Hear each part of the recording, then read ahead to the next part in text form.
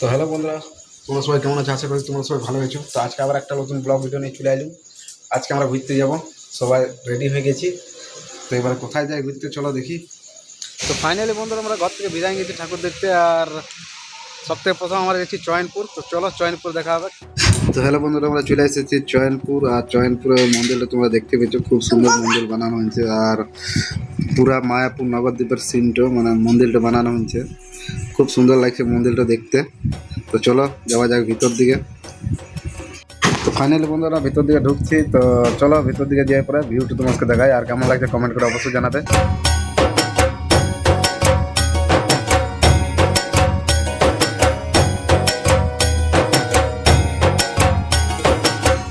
তো বন্ধুরা আমরা ভিতরে চলে আসছি। সবথেকে প্রথম তোমাকে মায়ের দর্শনটা আগে করাই দিই, দেখলাম মাকে। আর তোমাকে এদিকে সাইডগুলো দেখাচ্ছি, যে সাইডে ছোট ছোট কাঁচের টুকরা দিয়ে এত সুন্দরভাবে কাজ করা হয়েছে যে খুব সুন্দর লাগছে দেখতে, অসাধারণ, মানে খুব সুন্দর এবং ভিতরের ভিউটা দেখতে।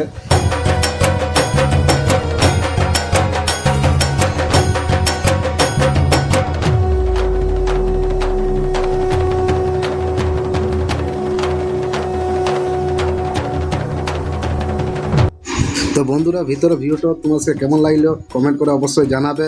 আর তোমরা যদি আমার চ্যানেলে নতুন হয়ে থাকো তো অবশ্যই আমার চ্যানেলটাকে সাবস্ক্রাইব করবে। ফাইনালি বন্ধুরা তোমরা দেখে নিলে যে চয়নপুরের রয়্যাল ক্লাবের খুব সুন্দর প্যান্ডেল করা হয়েছে। তো ফাইনালি বন্ধুরা আজকের ভিডিওটা এই পর্যন্তই, আবার দেখা হবে নেক্সট ভিডিওতে। ততদিন ভালো থাকবে, টাটা।